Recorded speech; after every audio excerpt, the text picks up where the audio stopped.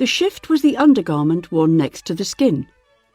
Made from linen, it was washable and protected the clothes from bodily moisture and the body from possibly harsh textiles being worn. It was not meant to be seen. No knickers were worn.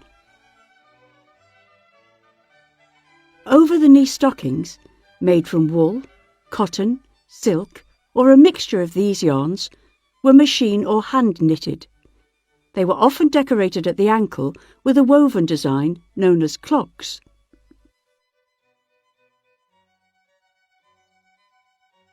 Ribbon garters were tied just above the knee. However, for walking or dancing, the garters were often tied below the knee and the stocking rolled down over them to secure everything in place. The dicky petticoat is a knee-length white linen petticoat worn for warmth and modesty.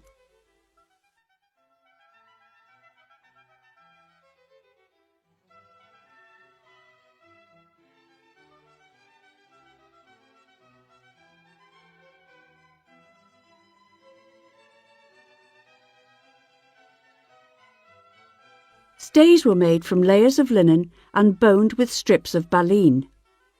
Some were left plain and others faced with decorative silk fabric.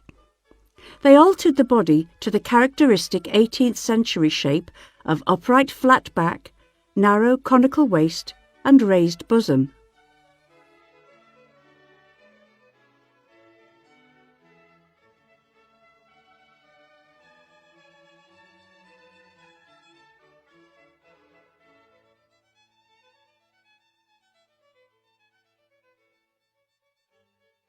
Pocket bags were worn at the hips and carried around the waist on a linen cord.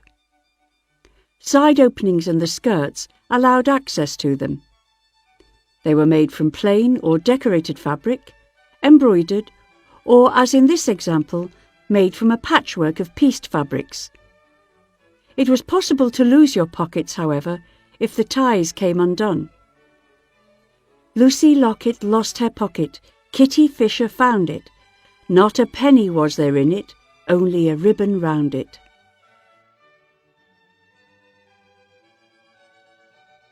Panniers, or a hip pad, were worn to lift and display the skirts and to emphasise the small waist. The hip pad was a large roll tapering at the ends and tied around the waist. It may have been padded with anything from wool to cork. At least one full-length linen petticoat was also worn. In the winter, an under petticoat wadded with wool and quilted for warmth may have been worn.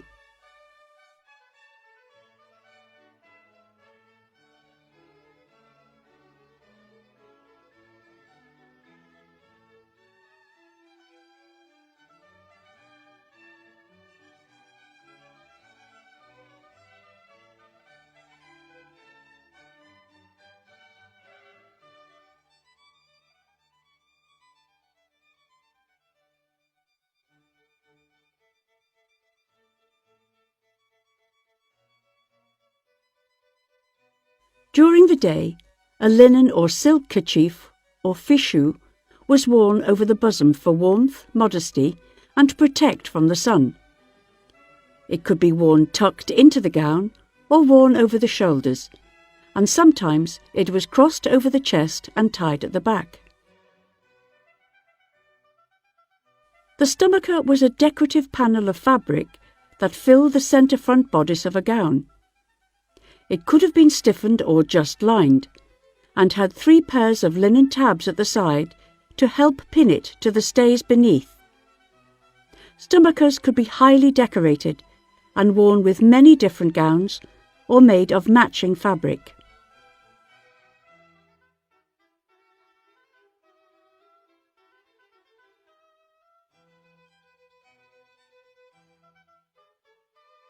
The gown petticoat could be made of contrasting fabric or to match the gown. It was lined with silk or linen and had side openings for pocket access. Elaborately quilted silk petticoats were often worn in colder weather.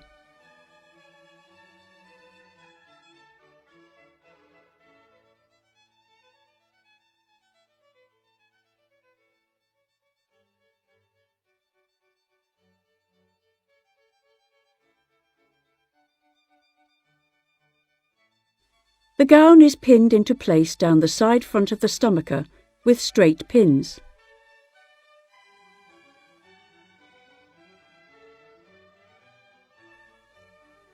The maid's linen apron has a bib pinned into position, the origin of the term pinafore.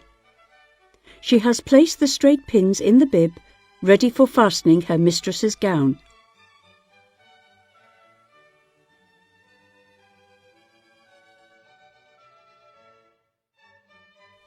Ribbons beneath the gown skirts are tied together to raise the skirts into a polonaise puff.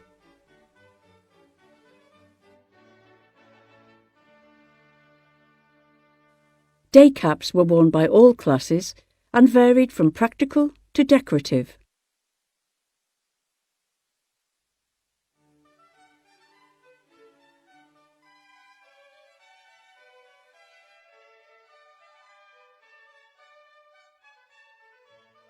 Finally, a delicate silk or embroidered muslin apron is added, which serves no purpose but to indicate the fine status of the individual wearing it.